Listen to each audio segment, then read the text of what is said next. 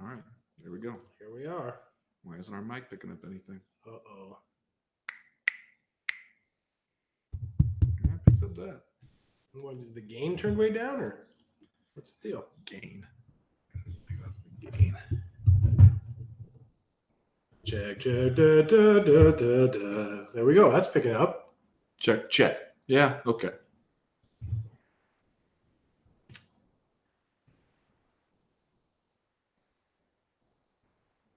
People on the live stream could enjoy Green Guy. Yep, there's a green guy right there. If anybody knows if anybody toy's knows actual name, what that toy is, let us know. It's pretty old. Used to be mine when I was a kid. Now it's belongs to my children. They refer to him as Green Guy. I can see why. All right, you ready to do this? Yeah.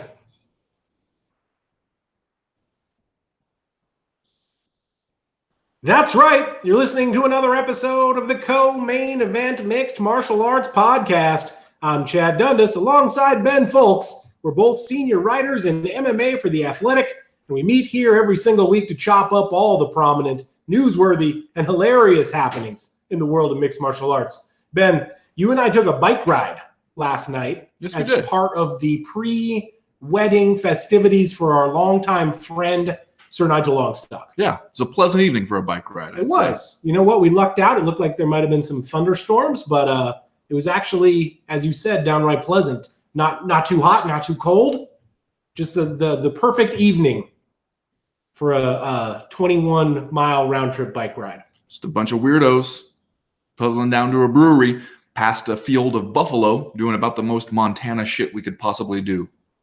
Today, I feel like I need an inflatable donut for my seat. Yeah? I've got a little bit of saddle soreness going on. Feel like I've been out riding the range. Okay. By which you mean a bicycle? Yes. Like a 10-speed bicycle? Yes. Feels like I've spent the season helping Pa bring the cattle in from the range. Yeah, you are looking pretty rugged frontiersman, fresh off his 10-speed bicycle. I'm just not used to it. That's all I'm saying. Bicycle down, enjoy a couple IPAs, then get back on the bicycle the way the pioneers intended. It just makes me wonder how guys like Dave Doyle, big-time bike rider, like our friend Smokestack, big-time bike rider, these guys put in hundreds of miles. I assume your ass just gets used to it. Must. Like you just get some kind of like a callus there, and you don't even notice it anymore. Yeah. I'm not used to it yet. Gonna have to get out on the velocipede a little bit more often. I don't know if you're going to do that often enough to get used to it. I'm just going to be honest with you. I don't see that in your future. That could be true. That might be true. Well, Ben, we're coming in off a hot UFC 239 fight card from Saturday night. Lived up to the hype, I would say, and then some. Yeah. May end up going down as the best pay-per-view of the year. We got, as we are wont to do, a grip of listener mail, good listener mail. We want to get into it as quickly as we can. We're going to answer as many of the questions as we can during our normal listener mail section. And then we're going to shuffle some of the questions into the round format, the second half of the show, because we got some focused queries that I think will help guide our discussion. And it makes sense, right? Because we got a whole lot of living done in that pay-per-view. We sure did. And I appreciate the people who went back, watched our live watch party, just to see our reactions to the Jorge Masvidal Ben Askren knockout. There's some screenshots floating around. Yeah.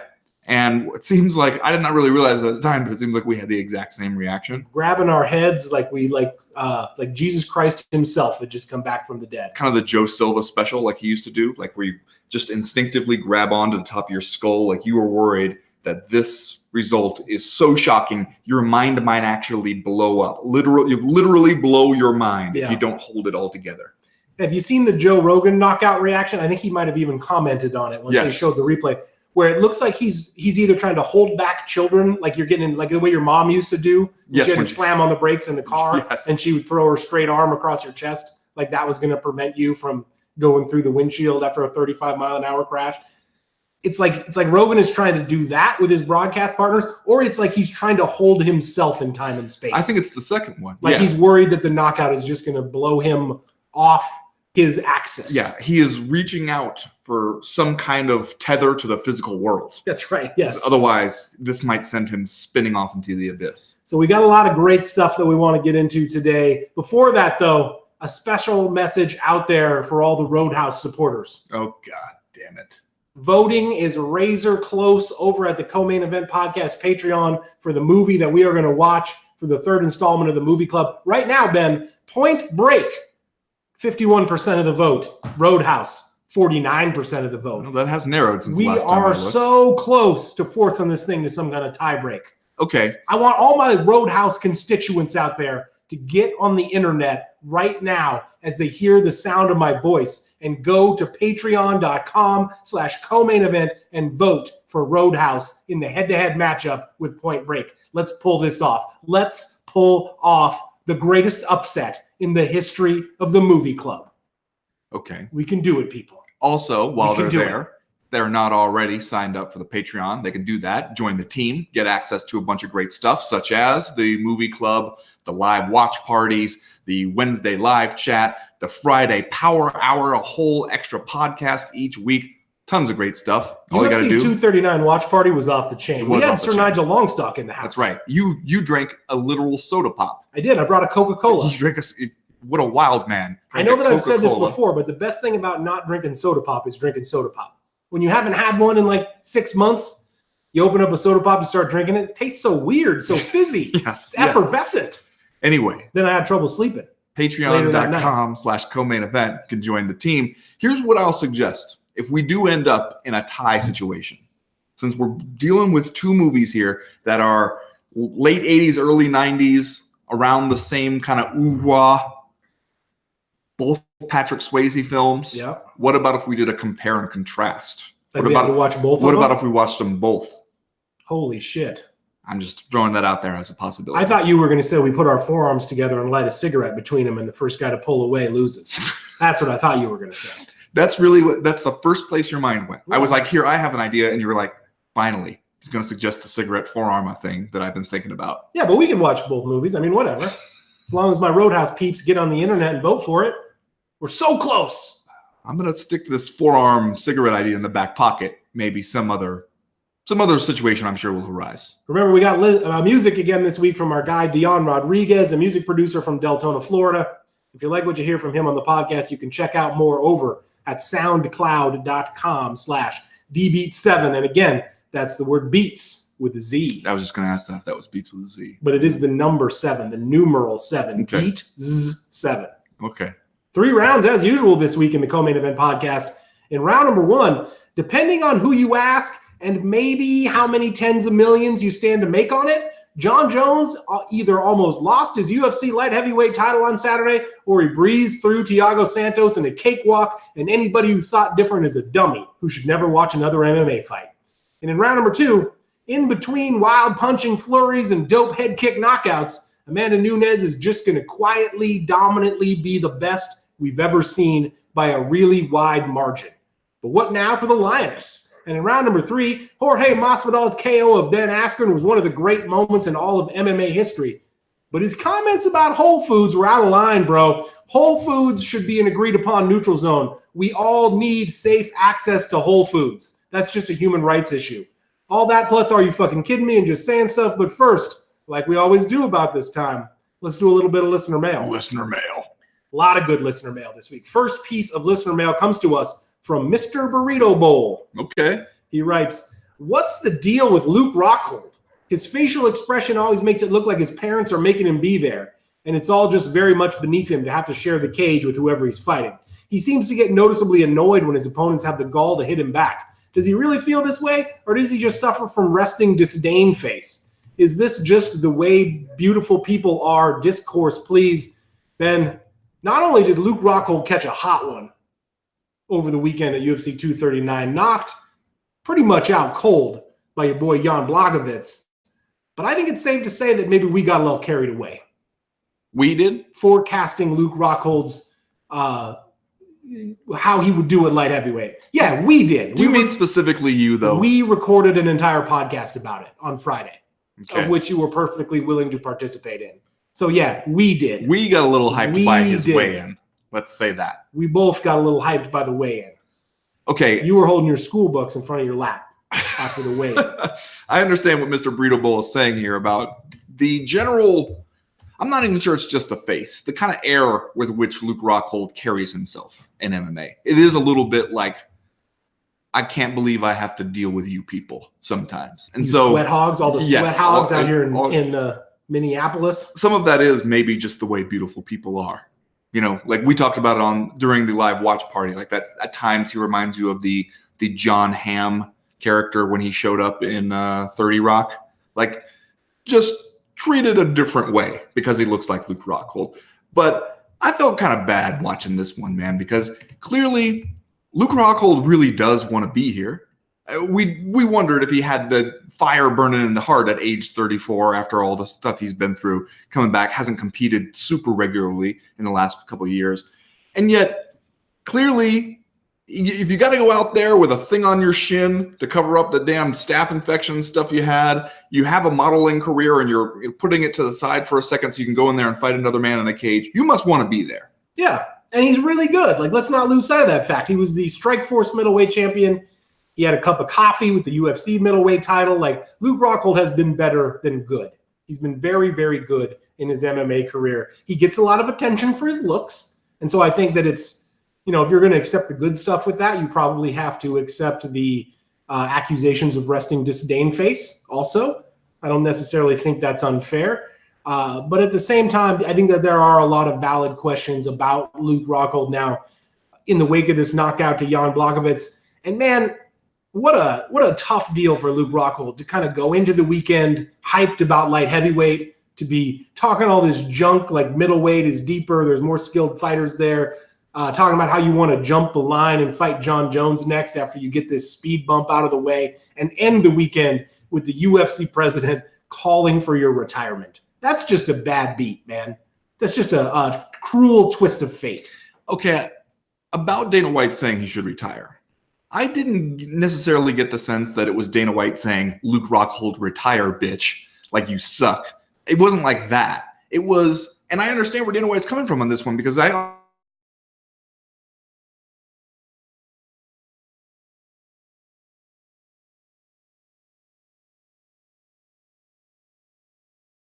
moment in order to take advantage of it. Modeling is not the kind of thing where your career in it is going to get better as you get older and get punched in the face more. Yeah. If you're going to do that, you should probably do it now. Right. It's not the kind of career where you want to go out and get your jaw broke right. Multiple times. Getting your jaw broken is not going to help you.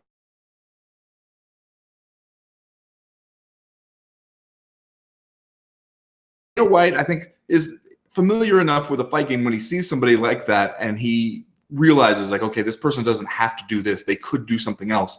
And string of knockout losses, your path to one title in a division was blocked. Your path here, if not blocked permanently, at least the road got a lot longer. We were talking about Luke Rockhold's ability to go out there, maybe win a fight against Jan Blachowicz, jump the line. Yeah, skipping a jump from John Jones. And now you're a little further back from that. Plus your jaw's broken, so that's going to be 6 weeks having your jaw wired shut probably.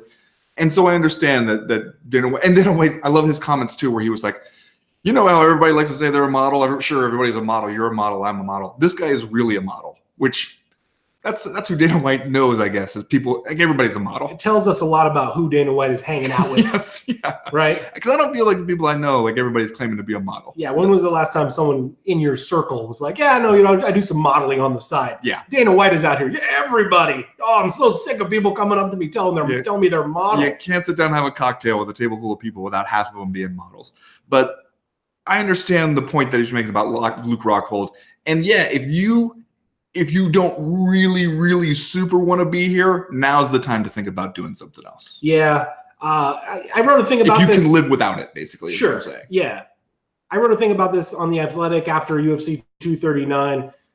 But after the fight, I kind of felt like we had asked a lot of the wrong questions about Luke Rockhold's move to light heavyweight. He came into this fight as the betting favorite, right? Slight favorite over Jan Blachowicz. We were talking about, he's 6'3", he's got so much range, he's got so much reach, he's athletic, he's got this kicking game that could help him. Never once did I, at least, stop to ask the question, what's going to happen when Jan Blachowicz punches him right in his damn face? I mean, I asked the question on the Power Hour, how is Chin going to hold up? Because, he had been knocked out a couple times at middleweight, and then all 4 of his previous losses. The power that you're going to face at light heavyweight is going to be a little greater. I made this exact point, so let's not gloss over. I feel like we got a little too excited. Here we go. We're talking about his physical dimensions. It's always we who fuck up. It's never we who are right. You know what I've noticed is that you're adamant about not being lumped in with any mistakes being made. Just adamant about not being lumped in with you. Anyway, we got a little carried away here. The point is, I mean, actually, let's get to this next question here, because I think this dovetails nicely with the question about Luke Rockhold's ability to take a shot. Question from Danny Green. Danny Green writes, what are your thoughts on Luke Rockhold getting kicked and seriously wobbled after the round 1 bell? Could this have contributed to him being KO'd 2.5 minutes later? Why isn't there consideration for a hurt fighter in this situation, say up to 5 minutes to recover? I felt the same about Aldo Mendez too when Chad Mendes was dropped with 2 punches after the round 1 bell. He never looked the same after that and went on to lose. I'm sure there are plenty of examples of this indefensible aspect of Dundasso. It's basically getting the chance to flash KO your opponent with their guard completely down. Discourse, if you would. This was a close one. Yeah. As I watched it live, I was like, that did look late. And then to hear referee, was it Herb Dean in this fight, explain to the ringside officials that Blachowicz initiated the kick before or during the bell. Which I think is accurate. I think he said that the kick began at the same time as the horn. And yeah, it definitely lands after that, but I mean, he starts in motion to go into that kick before the horn ends to send the round. So yeah, I understand the point being made, especially because we said, like, Holly Holm, or as she's known in this program, Holly Holmes, that fight she had with Jermaine Durandamy, where she got hit a couple times after the horn, and it was like, that does seem to affect you going forward. How can it not, right? You get caught with a good shot there right after the like at the end of the round. You get 60 seconds basically until the next round starts. You could definitely still be wobbled, especially after getting kicked in the damn head. Like, that one really clipped him right on the top of the head there. So I understand that, but if it's not, you have to call it a foul if you're going to give the guy time to recover. And I don't think you can call that one a foul. Right. That's the thing. Once you don't call it a foul, then I don't think you can give the guy any special consideration to recover. Right. And, I mean, like, it seemed like they took some time, like Herb really quickly assessed it, and we could hear him going over to talk to somebody from the commission basically and telling them that the kick was initiated at the same time as the horn, so it was not considered a late blow. And yet, if you were a Dundasso-minded fighter, maybe that is something you think about. If you hear that clapper, you get the 10-second thing going down in your head, and you're like, okay, let me try to get to the very end here and see if I can launch one. But got to be hard to time. Yes. Unless you're training for it. Unless you got that clock in your head. Right. Counting down. And also, if you're Luke Rockhold, you should be still fighting and paying attention until Herb Dean is in there and you're sure that the round is over. Next question this week comes to us from Del Griffith, who writes, Michael Chiesa looked awesome. What is his ceiling at 170? Also, Diego Sanchez in general, WTF. Yes, so Michael Chiesa, who is a guy that we don't talk a lot about kind of in the middleweight rat race, probably essentially because he just moved up a couple of fights ago. But at this point, he's got welterweight. Second round submission over Carlos Condit. Not too shabby. We did that one arm. He did a weird, crazy, hyper painful looking armbar on Carlos Condit. He goes out at UFC 239, pretty much roughnecks Diego Sanchez over 3 rounds. 30-26 across the board, unanimous decision win for Michael Chiesa. Just looks enormous at 170 pounds, which is amazing considering he moved up from 155. I'm interested to see what Michael Chiesa does next. I think that these are 2 really, really good wins to start out his welterweight career, even though clearly he beat maybe not the greatest version of Diego Sanchez, not Diego Sanchez in his prime. I still think it's a nice win. And I would like to see Michael Chiesa take on a current name, someone circling around the top 10 in his next welterweight fight. Yeah, I'd be interested in that too. In this one, looked like fighters in 2 different weight classes. For sure. And it's 2 guys who have kind of bounced around. Diego Sanchez has bounced to have quite the size advantage that he did, because it was huge.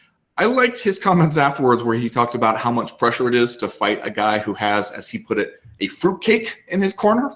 where he has the lone corner man who clearly does not know anything about mixed martial arts and is a topic of conversation heading into the fight. And he said basically, you can't lose to that guy in that situation. People will mock you. It will be, I think he said, career suicide to lose, not to Diego Sanchez, but to lose to Diego Sanchez in this fight where he has this weirdo corner man situation going on and everybody's paying attention to it. You can't lose to that version of Diego Sanchez. And he also was like, Diego Sanchez is a good enough fighter and a serious enough fighter that he deserves an actual team of trainers going in there. When I think about what's going on with Diego, though, as far as the WTF portion of this question. Right. And I know we're all reaching this point where we're like,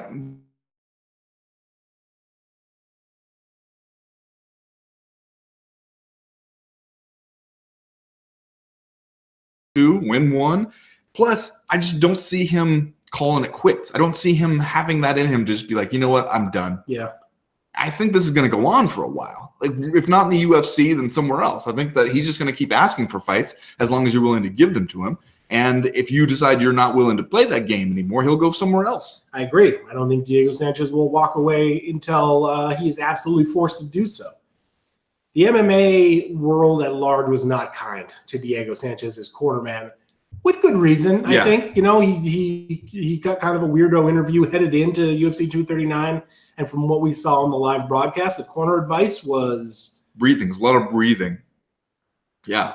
It was scant at best. And then headed into the third, I believe he said he wanted to see that Tyson and that he needed 100% of effort from Diego Sanchez. Yeah. He also said that there's no more playing. By the time we go into the third round, we're done playing. Yeah, we're done playing there after going down two lopsided rounds to Michael Chiesa. No more time for playing. You know what, the thing that it made me wonder about was what the preparations were like for Diego Sanchez for this fight, because, you know, obviously we saw the corner advice, we saw the how it played out in the cage. Just makes me wonder, like, what kind of drills was he getting? What kind of coaching was he getting leading up to this fight with Michael Chiesa? I don't know that it would have helped. I don't know that, like, he could have had the best camp in the world and maybe it wouldn't have helped against Michael Chiesa. But at the same time, I do find myself wondering how prepared he was technically to go in there and fight Michael Chiesa, because he just got overwhelmed. Right, but he got overwhelmed no matter what he tried to do. Right. Because it was like he went out there and immediately tried to take Michael Chiesa down, and Michael Chiesa was like, yes, let's do that. And immediately kind of took control over that aspect of the fight. And so it was like, that's what Diego Sanchez has been trying to do in most of his fights recently.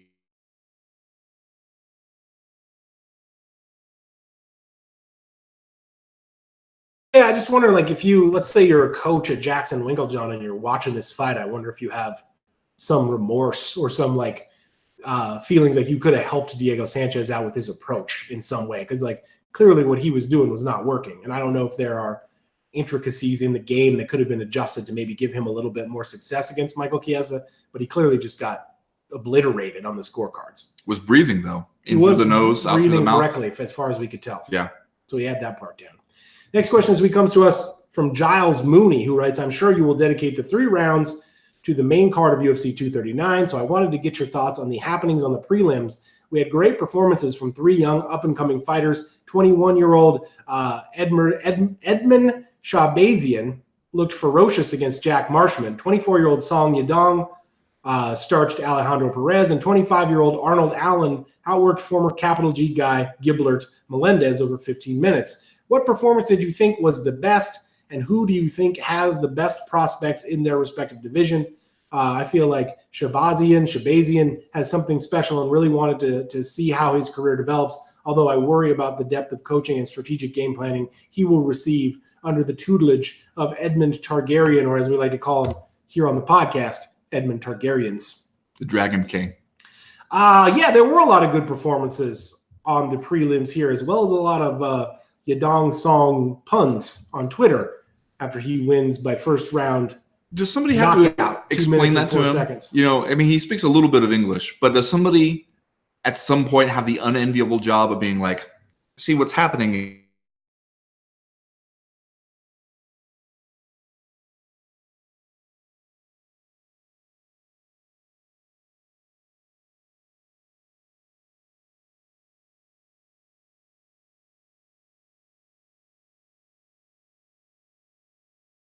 while I was fixing my family dinner, and I saw nothing, just like a string of Yadong jokes. And I was like, oh, Yadong Song must have won. Yeah. He must have done something impressive. I mean, just imagine finding out I'm competing in this sport I'm really good at, and the main market for it is in a country where, just by kind of pure coincidence, my name sounds like a dick. Yeah.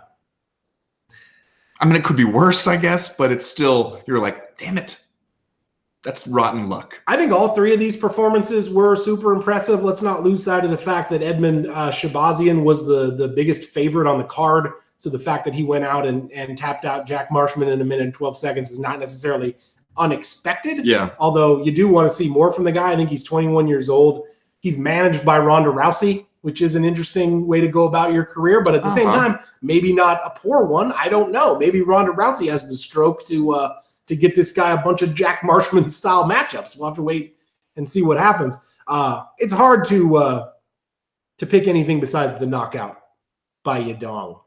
Right. As far as I'm concerned. Yeah, I mean, that was a vicious knockout. Yeah. He was throwing hard from the beginning of that fight. And from what everybody says, like, the guy can grapple too. So it's not like he's just a one-trick pony. Plus, bantamweight has some interesting stuff going on right now. And you go out there and have a couple good performances, things could get serious in a hurry for you at bantamweight. So I am excited to see where that goes. And the UFC would love it if they ended up having a Chinese knockout artist on their hands as they try to expand more into China. That would be the kind of thing that they would want to nurture. So, although Arnold Allen looked really good against Gilbert Melendez, who definitely, that's an experienced fighter. He's kind of on the downward end of the trajectory here. He looked about 100 years old standing next to fresh-faced young Arnold Allen. Yeah. But I mean, he just couldn't keep up with the speed. Arnold Allen mixing it up really well against him. Went out there against, like an experienced veteran fighter and looked awesome. Yeah.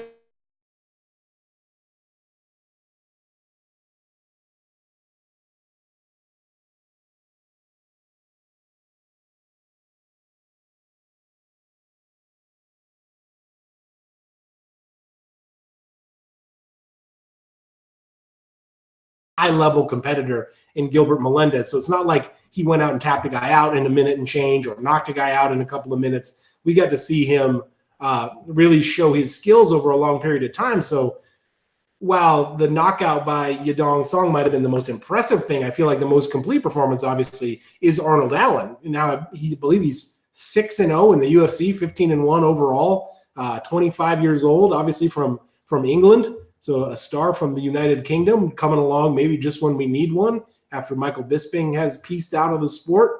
As we talked about during the fight party, though, hard to be a guy named Arnold Allen in today's UFC environment. Yeah. You either got to be really, really, really good, a la Jonathan Jones, so people remember your name, or you got to wear a feather boa or a pet snake around your neck. I think one of the ideas you floated was an eye patch. Yeah, be the guy who has the eye patch, who wears his eye patch to all the pre-fight media engagements, and then when it's fight time, just take it off and your eye's fine. It's not like you were wearing it for any reason. It's just your eye patch that you like to roll around in. And you just entertain no follow-up questions to the eye patch? That's right. I won't discuss the eye patch is what you say in every interview. The very beginning. That's the parameter. Every one press conference. stipulation Yeah. for every media that you do if you're Arnold Allen. Well, then you had an air of mystery about it. I agree. What's the deal with the eye? He won't even talk about it. You need an air of something if you're Arnold Allen. True. Because you just Tattoo like across your chest. That's not going to differentiate you from anyone else in the octagon who all have sick tattoos across their chest. Okay. You think you got to go forehead? Yes, there you go. Spider web across the whole face. Then we'll remember who Arnold Allen All right, is. yeah.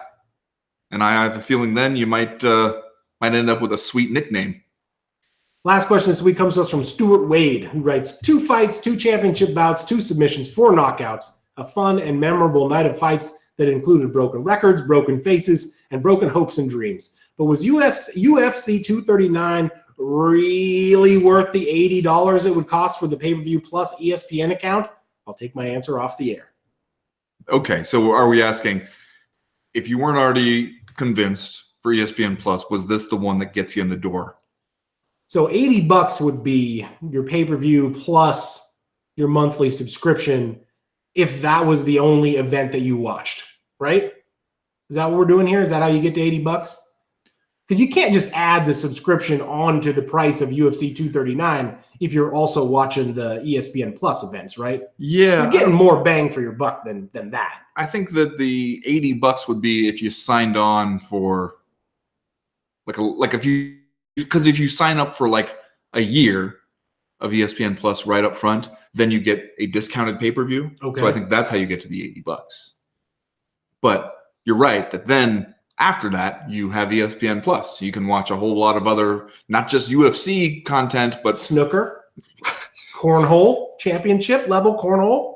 Championship level. Not just the regional circuit. Ham and eggers out here. Yes. The top class. You know what I noticed the other day? I caught a few minutes of cornhole on TV. One of the guys was throwing cornhole, and he was holding in his hand like a water bottle. And then I realized the reason he's doing it is because all the time when he practices cornhole, he's holding a drink. And that's just how he's gotten used to doing it. It's got to have the counterbalance.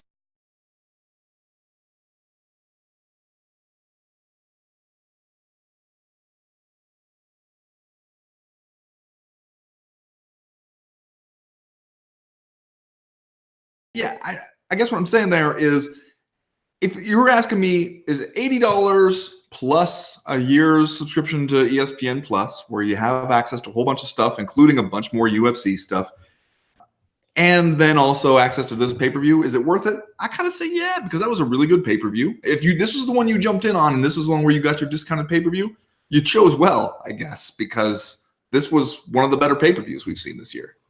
Yeah, I feel like if you are at all interested in the sport of mixed martial arts to the point where you are willing to pay money to watch it at this point, UFC 239 gave you your money's worth. Like, I don't know that you could make the case that it did not. If you came away from UFC 239 feeling like you didn't get your money's worth, then maybe that is a sign that you are not all that amenable to paying for pay-per-views these days, which, if that's the way a fan feels in 2019, I kind of feel you a little bit. Catch you down at Buffalo Wild Wings. But even those of us who are oftentimes ground to the nub by the hard charging UFC live schedule, this one was dope. Yeah, it was dope. That's going to do it for listener mail this week. If you have a question, a comment, a concern that you want to air to the podcast in future weeks, you know how to do it. You go to the website, comainevent.com, and click the link in the top right-hand corner of the screen that says email the podcast. That'll get you in touch with us. While you're there, you can sign up for the Breakfast of Champions newsletter that comes out every Friday morning to catch you up on the news and notes that we miss on all the days that we're not recording the podcast. Stuff always happens. News always breaks. The newsletter itself is short. It's informative. We would love to tell you it's funny. And the best news is, if you don't like it, it's really easy to unsubscribe. As of right now, we're going to go ahead and get started with round number 1. People saying they're having trouble with the live stream would like to know what's the status of that new router. Is the Nighthawk still sitting in the box out there? Nighthawk is in the house. Is it still in the box? It's ready to go, man. Have you hooked it up? Nighthawk it's champing at the bit. The Nighthawk is ready to run. The Nighthawk is ready to fly, you guys. I think what Chad is trying to say is that he has not connected the new router. I have not connected the new router. Maybe for Wednesday's live chat. Maybe, huh? If we're lucky. If we're real lucky. Every day I'm like, is today the day I go hook up the Nighthawk? And then when I lay my head down at night, regret and remorse for not hooking up the Nighthawk. Tomorrow. Maybe tonight. Trouble is, either I'm working or someone's always watching the damn TV in there. And I don't want to even hear what happens to my children if I unhook the internet long enough to put the Nighthawk together. How about right after we're done here? It's Nighthawk time. I got shit to do, man. You do have shit to do. Like hook up the Nighthawk. Hooking up the Nighthawk. All right, we'll see what we can do. You ready to do round 1? Yes.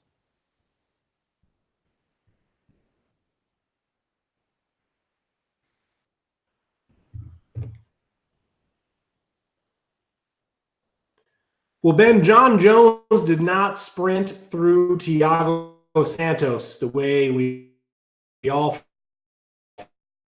thought he might, albeit via split decision over the long shot Brazilian underdog here in what was a compelling fight, but kind of a weird fight in a lot of different ways. Thiago Santos appeared to get injured in the middle of the fight. Early on in the fight. Early round 2. Soldiered on through that injury, though we'll never know how effective he could have been if he had been out there at 100%. John Jones clearly came in with a game plan to sort of pick his spots and maybe take Thiago Santos apart over time. Not necessarily sure exactly how effective that was, although I guess you can't argue with the results as he retains his light heavyweight championship. Let's talk first about the result. I don't know that there was a tremendous amount of controversy about whether or not this fight was close, but then your UFC president came out after it was over and basically said you're a dummy if you didn't think that John Jones clearly won this fight and that you should never judge a fight again ever in the history of time.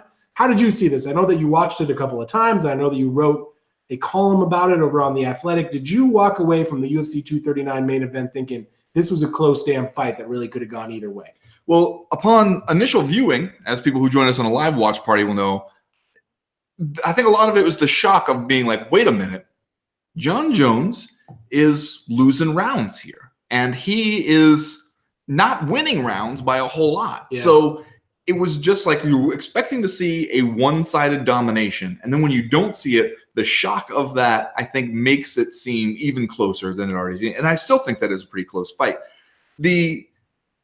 To me, the thing that I came away with after going back and watching it and trying to see, like, okay, which one of these is a clear win for Santos and which one is a clear win for John Jones?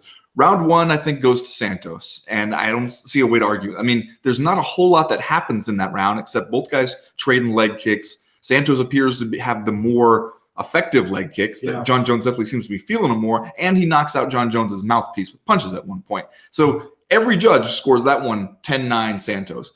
And then after that, the only round that I think is super clear that you can't really argue is round 3. And that's where John Jones comes on kind of hard. And at the end of that one, you're going, okay, that's definitely John Jones's round. And every judge scored that one 10-9 for John Jones. Other than that, the judges didn't agree all the way across the board on any other round. So that tells you that's got to be a pretty close fight, just because the scores were all over the place. And then even when you look at the striking stats, it's like John Jones is landing more, but it's not like a ton more. It's like he's landing 11 significant strikes and Thiago Santos is landing 8 or 9. And Thiago Santos is throwing a whole lot more. He's doing more. If you're just watching the fight and you don't have the stats in front of you, what you're seeing is that Thiago Santos is pushing this fight a little more. And John Jones, it seems like he was content to try to figure out as little as he could do to win and stick with it. Like at times it seemed like he was aiming for a ceasefire, because he would just get Thiago Santos backed up against the fence and he'd throw out a kick at his legs. He'd throw out kind of a front kick at his body, something like he just is using a broomstick to just poke the guy and be like, okay, if you stay there,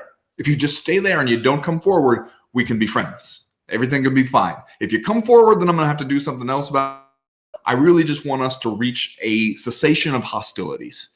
And it was really surprising because I think we all went into this thinking John Jones is going to whip this dude's ass. Yeah, it was weird in the sense that I didn't get a lot of urgency from John Jones. Right. Really had no time during the fight.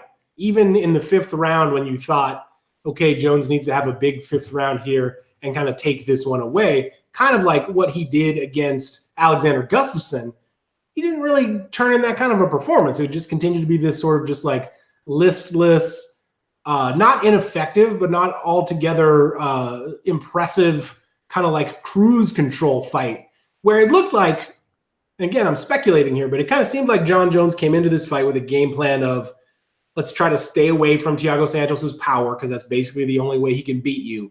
And eventually you will just pick this guy apart and your John Jones-ness will take over. And at some point you will either win a lopsided decision or you will figure out a way to craft a stoppage. But at the same time, like, I don't necessarily know that that worked the way that maybe Jones and his coaches thought that it would. And in that regard, I thought it was a very strange performance for John Jones.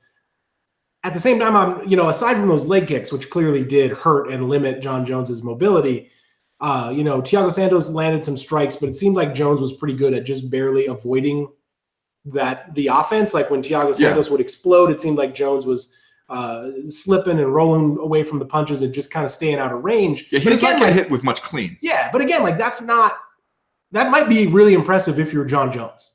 Like if you're John Jones, you're thinking, oh man, I'm doing awesome. Like this guy keeps trying to hit me and he just can't do it. But like from the outside looking in, that's not like an overwhelming strategy by any stretch. And John Jones himself threw very few punches. I don't even know if he really cleanly landed a single punch. Like, he was doing a lot of kicks. He would throw a couple of elbows at the head in close. He grazed Thiago Santos at the hairline with one of those elbows that cut him open, but just throwing almost no punches in the fight himself. And when you think about going into that fifth round, if you look at the scorecards, heading into the fifth round, he was down 3-1 on one scorecard. He was up 3-1 on another scorecard, and the third scorecard had it even, 2-2. Yeah. So if you go into that fifth round and you let it be two, it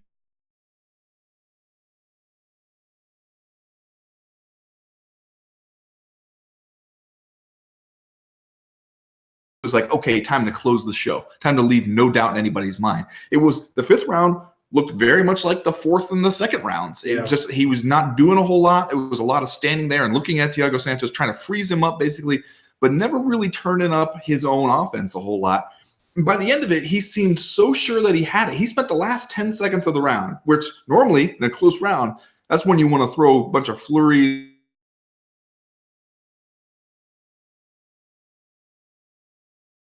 He was so sure that he had it won. It made me wonder, like, is he so convinced of his own greatness that he's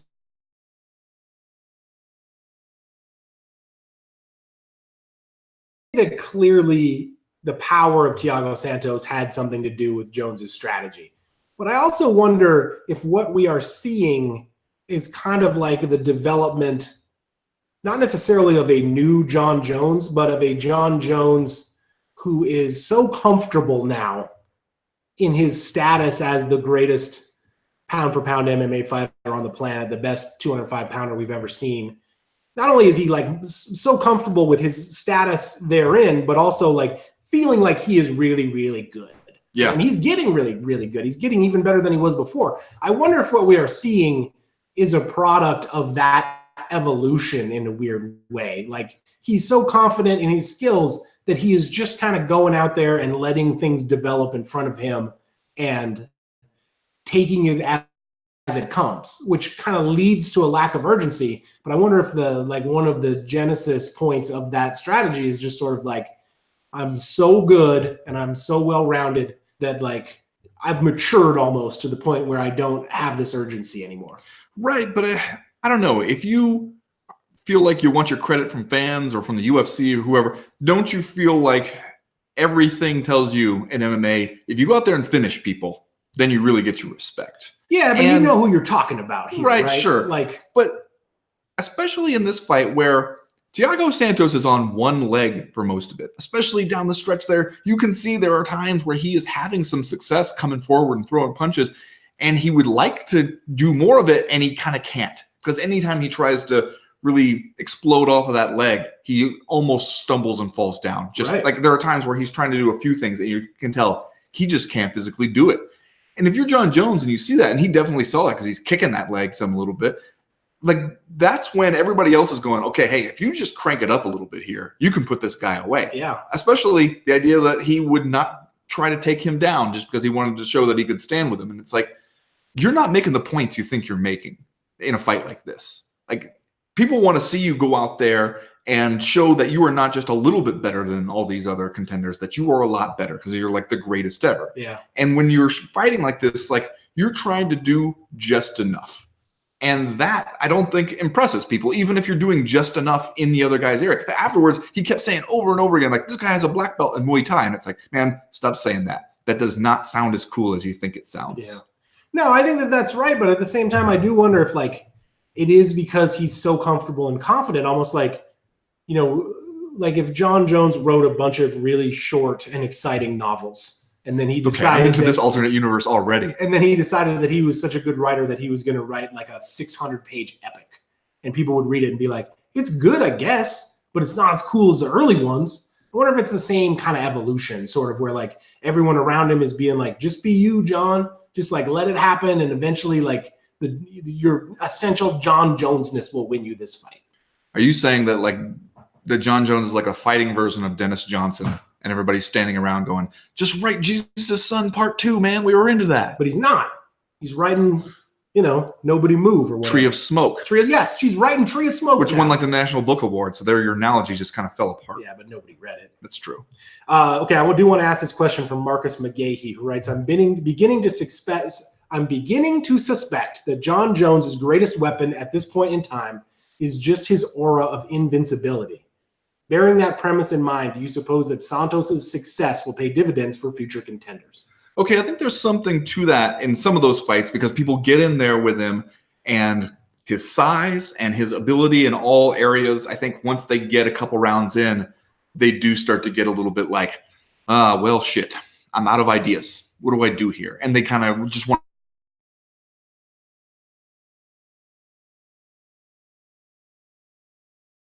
that affects them in ways that it wouldn't affect them against other people where they're going out there thinking like, I'm the man in this fight and I'm going to take it to this guy. And against John Jones, I can see how that'd be a little scarier, especially just because he is so good at so many different things and he's so big for the division. You're thinking, where do I win this fight? Like, where do I have the advantage over John Jones? So I think that plays some role into it. But I also think that when you see some like Daniel Cormier, where it's like, okay, he's been in there with John Jones once, and then he goes in there the second time, and it's like the more John Jones gets a look at you, the more John Jones can really hurt you, I think. Yeah. I also wonder, though, like what the scorecards in a fight would have looked like if we didn't already come from the preconceived notion that John Jones was going to win this fight. Right. Like if this was fighter A versus fighter B, I wonder if things would have turned out a little bit differently. But I think that goes both ways because like when we were watching it after the end of round one and we were like, holy shit, did Thiago Santos actually win that round? I think he did. I think he won that round. And you're right that's if it was just fighter A versus fighter B, it would be a quick snap judgment where you're like, that guy won that round. It's not a big deal. But then the other part of it is like when you don't absolutely demolish somebody. I think if we did a fighter A versus fighter B breakdown of this fight, John Jones wins 3 rounds to 2. And normally that'd be good enough. But when you're John Jones and people expect you to be so far ahead of everybody, it looks closer than it is if you just win 3 rounds to 2.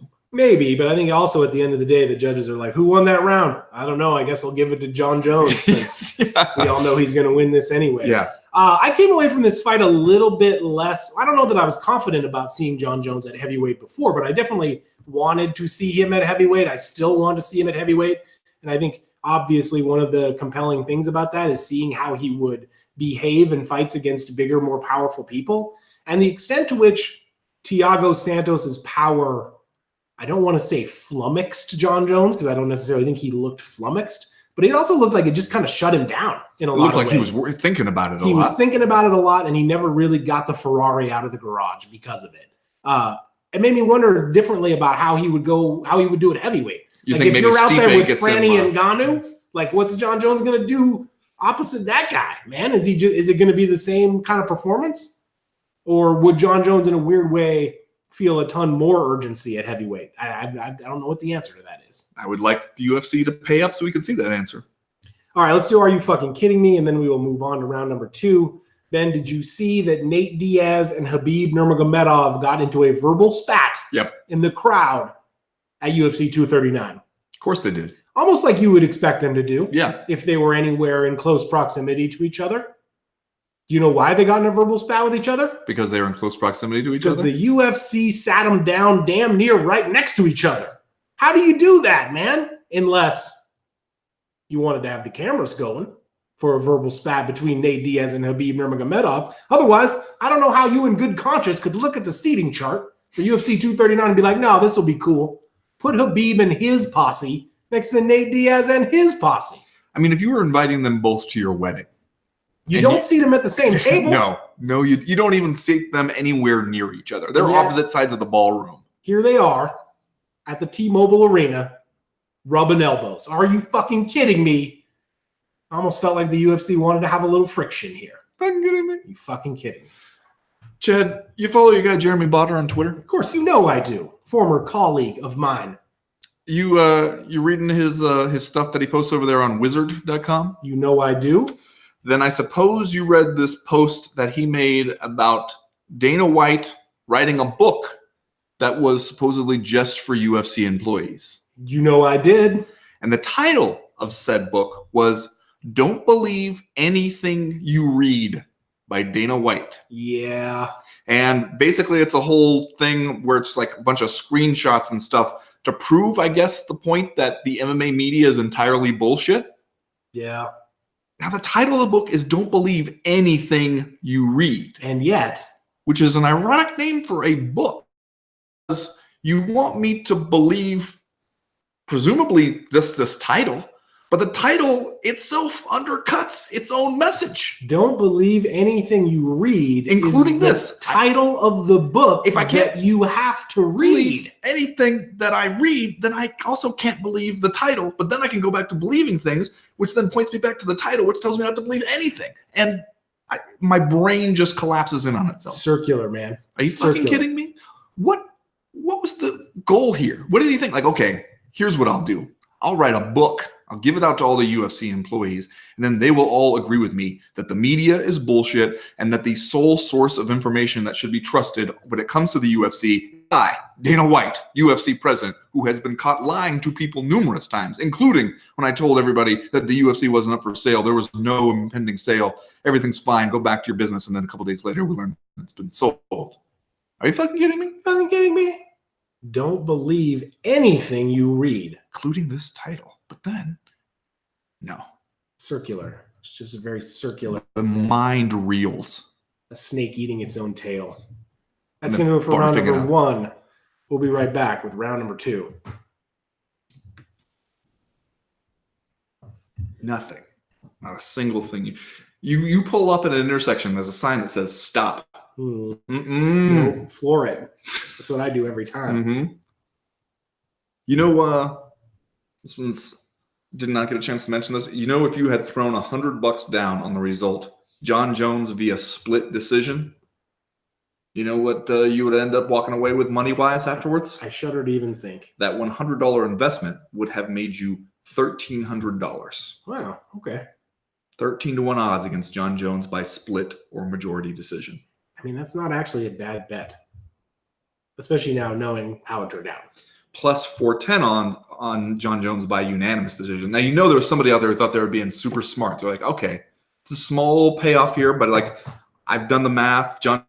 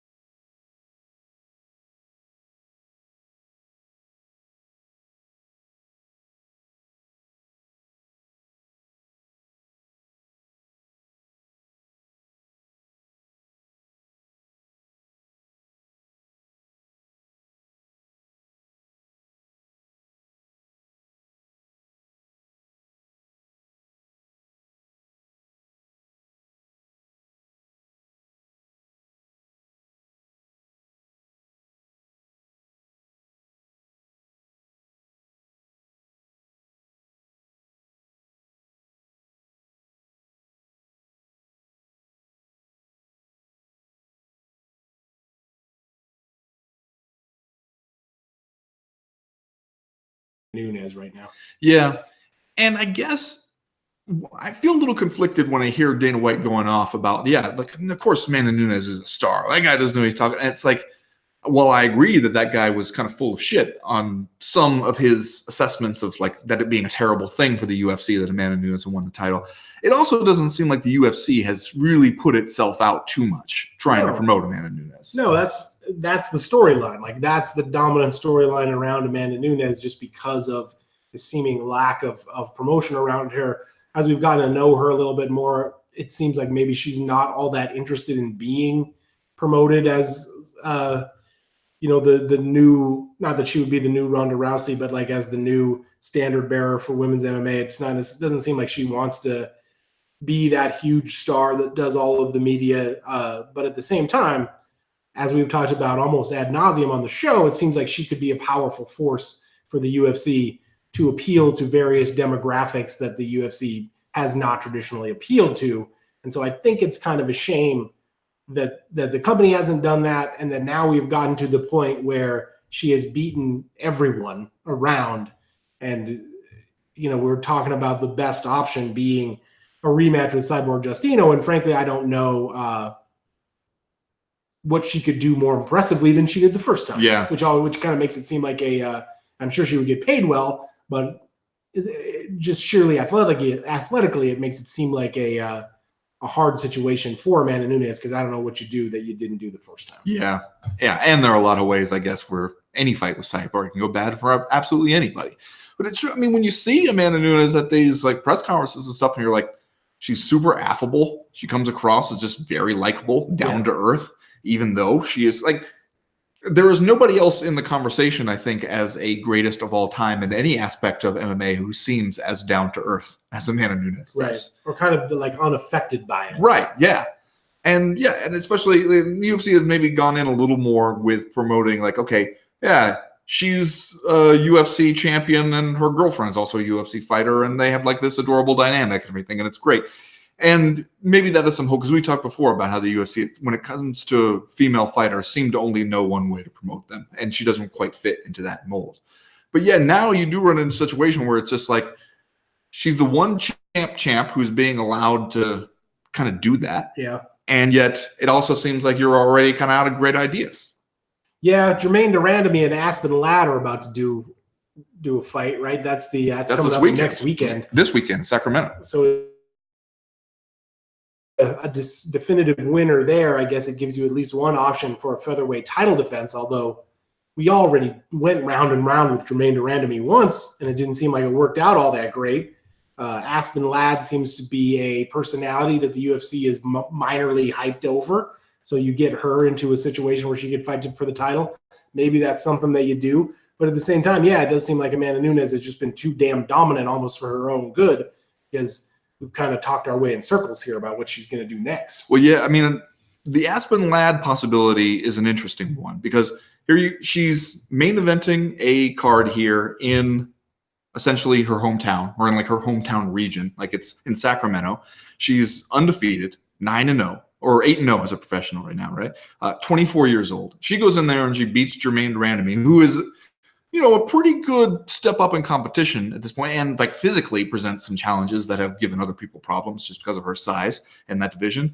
So if she goes in there and she beats Jermaine Durandamy, and now she's 9-0 as a pro, but still very young and not super experienced, and then you're going to say, what? Okay, up next is a title shot against Amanda Nunes because we don't have any better ideas, because that's kind of scary a little bit to think about. Yeah, and it's like one of those John Jones type situations where if you are Amanda Nunes, you probably have no qualms with picking off these young contenders before they're ready. Let me fight them now as opposed to 2 years from now. Let's talk a little bit about Holly Holm before we move on to round 3. She's 37 years old at this point. She will probably be 38 years old before she fights again. I believe her birthday is in October. She's 2-5 in her last 7 fights, although the competition has been about as stiff as it can be in the women's bantam and women's featherweight divisions. We heard a lot about how she had been through all this personal turmoil over the last year or so, and had emerged from it, and felt like she was kind of ready to come back and handle some unfinished business after what was a shorter than expected title reign back in 2015, 2016. She let a lot of the momentum and a lot of the spoils from that Ronda Rousey head kick knockout at UFC 193 slip through her fingers by losing 3 in a row between 2016 and 2017. And yet, she goes out there and probably against the greatest of all time, against the toughest matchup for almost anybody in any of these divisions. We thought it might be a more advantageous matchup for Holly Holm than it turned out to be. It seems like a tough loss for her, particularly happening the way it did. And as you said, like maybe her last opportunity to break through and really be that champion that we thought she might be when she came into the UFC as an undefeated prospect all those years ago. Yeah, I had somebody ask in the MMA mailbag on The Athletic this week basically about did we get too hyped about Holly Holm? Because look at it on paper, she's lost 5 of her last 7, which doesn't sound great. And yet the thing I think you have to remember, for one, is, that 10-0 run that culminated with her knocking out Ronda Rousey to win the title.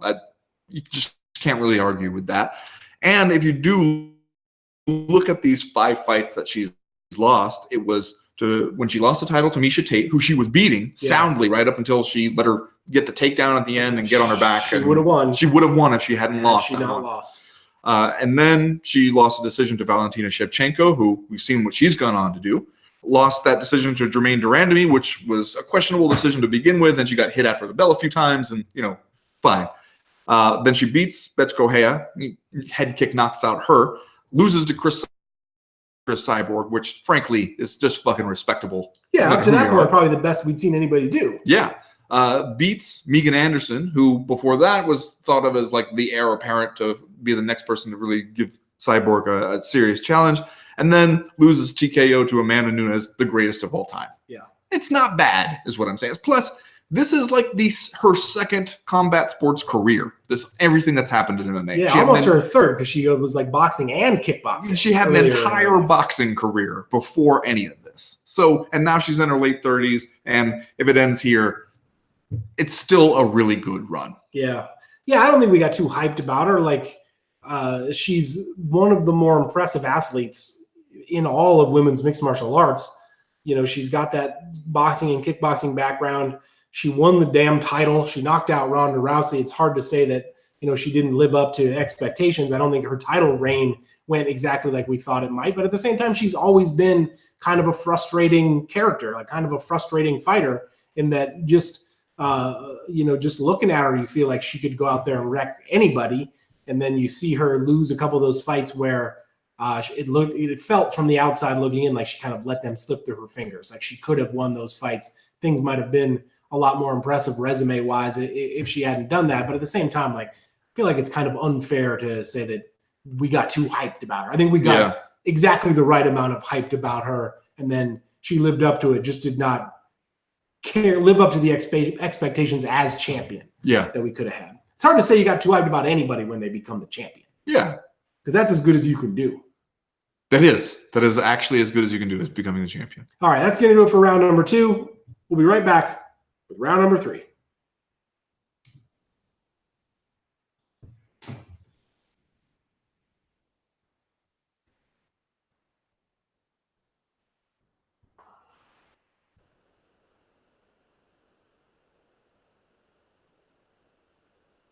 Really hungry.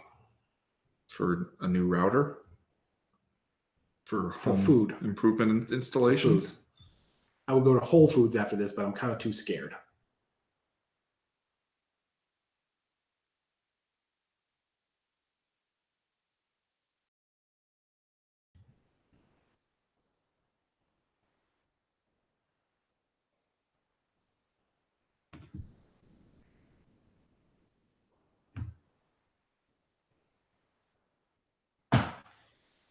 Well, Ben, with apologies to John Jones and apologies to Amanda Nunes, I think you can argue that the breakout star from UFC 239 was Jorge Masvidal. Yeah. He goes out there, knocks out Ben Askren in 5 seconds, the fastest knockout in UFC history. And really, you got a lot for the time that it took the referee to get there and stop the fight. If this was judo or whatever, and the thing ended instantaneously upon knockout or throw, Like this knockout took about 2 seconds. Yeah, I think I saw Journalist of the Year, Suzanne Davis, timing it on a stopwatch and saying from the moment Jason Herzog says fight to the moment when Ben Askren is clearly unconscious, it's about 2.5 seconds.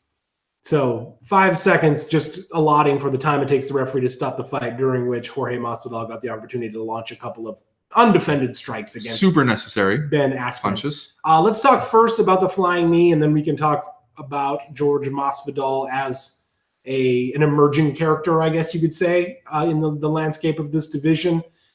The flying knee was so impressive, not just because he landed it and knocked Ben Askren out, but because of the stuff that we found out afterward about how he had been drilling that flying knee, about how American Top Team and Jorge Masvidal theorized that Ben Askren would probably charge across the cage and shoot immediately for a takedown. And then in the execution, like obviously they've released the videos of him drilling it and practicing it 48 hours or so before the fight. The execution of it was so well done. You and I talked about this last night after we had biked out to the brewery. Yeah.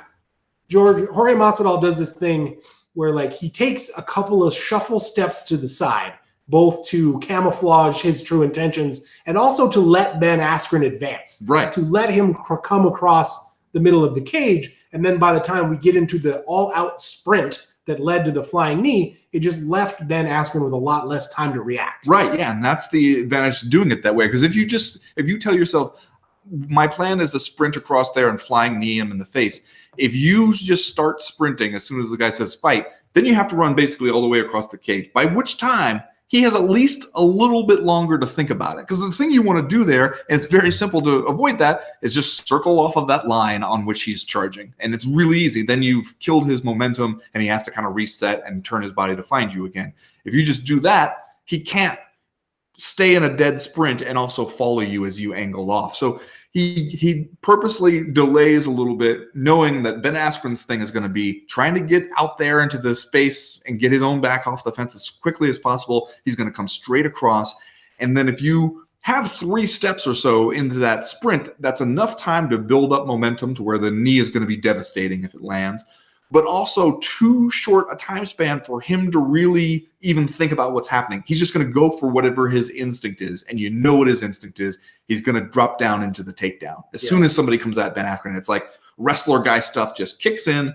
And they had him well scouted. They had a great plan to take advantage of it. And most importantly, had the balls to just go out there and try it. Right. Because a lot of people could be like, hey, I know what a wrestler would be vulnerable to.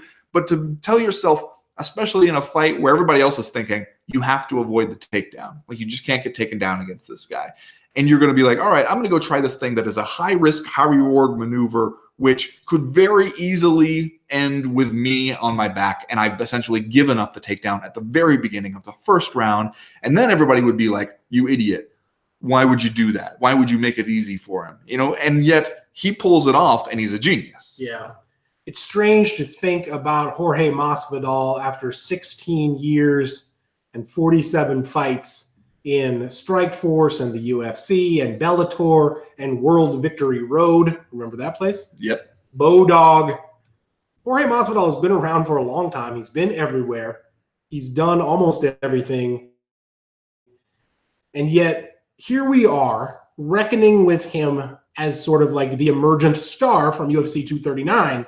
It's a weird place to be, but I think that is legitimately the place that we are, not only because of the impressive knockout and the fastest KO in UFC history, but also because Masvidal really put on like a complete performance at UFC 239, including the post-fight press conference. Yes. Where he went and just dropped dime after dime after dime while on the podium to almost every question that was asked of him.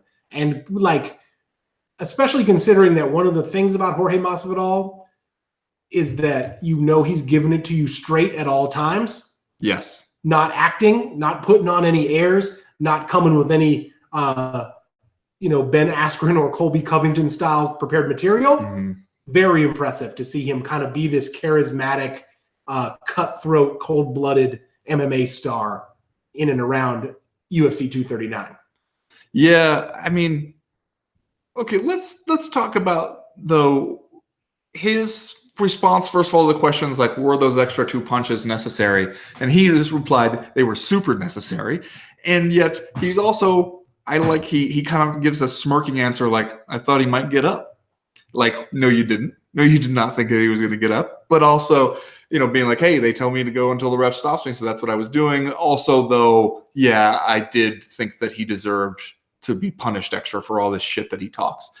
And I saw people going kind of both ways on it. For me, I don't know. It's hard for me to be like, I want you to deliver this devastating violence, but I also want you to pull back in this heightened moment. Like, that seems like a lot to ask of people.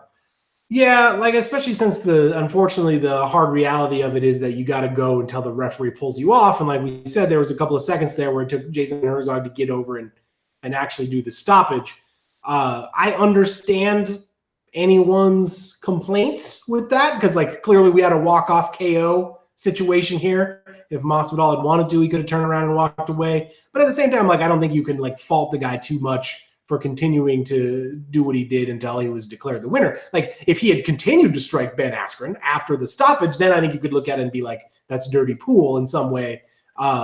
In this way, I think he just, did exactly what he was feeling to the point where it would no longer have been appropriate. And then he sort of stopped. I understand if people were turned off by it, but like as Jorge Masvidal would say, that's just sort of like the game that we're in. Yes. And like I thought he made an interesting point at the post-fight press conference, frankly, where he was kind of like, so somebody can say whatever they want. Like there's no rules in the lead up to the fight, but then afterwards we're supposed to adhere to this strict code of conduct. Like that does not go well with my personal worldview, which I think is an interesting thing to think about. We also got to see this sort of clash of styles here between Ben Askren and Jorge Masvidal, not just stylistically in terms of how they were going to fight in the cage, but stylistically in terms of what kind of dudes these guys are. Like in the same way that we found out Khabib Nurmagomedov did not play in his matchup with Conor McGregor, I think we found out, if we didn't know before, that Jorge Masvidal is not going to do the theatrics here. He is not going to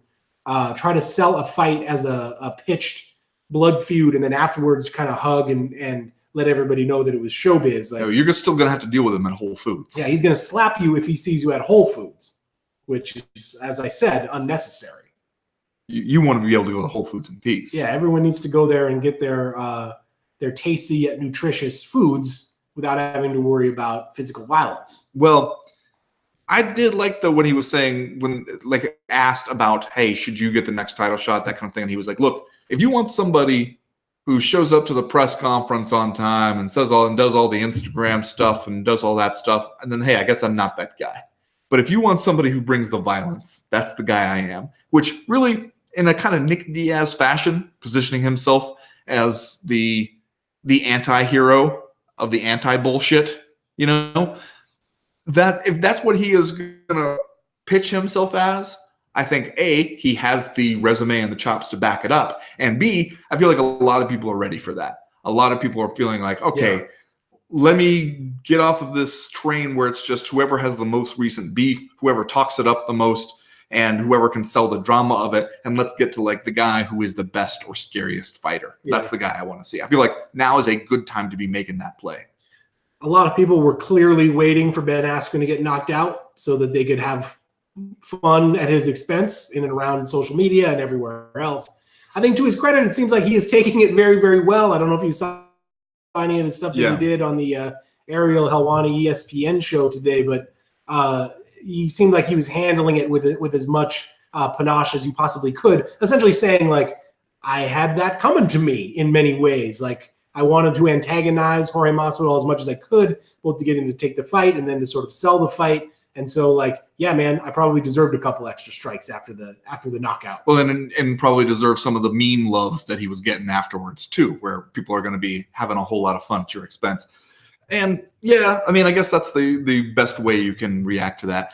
People were asking me in the mailbag, basically, like, is this Ben Askren getting exposed? Can he go back to being the same Ben Askren after this? And it's like, I don't know what a 5-second fight can really tell us. Because it's like the guy had you well scouted and he pulled off a great move. He knew what you were going to do and he pounced on it in a way that few people are going to be able to do. I don't know if it told us anything new about Ben Askren. Right. If anything, I think you come away being like, I guess I better not telegraph my shit quite so much. Yeah. Like maybe I do have to, throw a couple of punches or something. I do wonder a little bit about like, how do you put mentally the pieces back together for Ben Askren? Because something like that happens. That was a bad knockout. You saw him being helped out of there.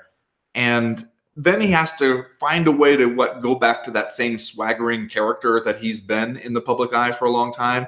And there's going to be a part of him that when he goes out for whatever his next fight is, that's going, okay, you can't get knocked out again. Like you can't have some shit like this happen to you again, because then, you'll really be buried under an avalanche of shit. You have to make sure that doesn't happen. And that can be a tough way to go back into a fight. I agree. Yeah. I think that like, Ben Askren, for all of his sort of like internet trollish behavior, is also something of a truth teller, though. I think also, like, I could easily see him at least handling media next time around by saying, look, man, I got knocked out the last time. I got my ass kicked super bad. So, like, this is important. I need to do well in this one. How he handles it internally, I think, is anyone's best guess. Although, these guys that come from these lengthy amateur wrestling backgrounds seem to have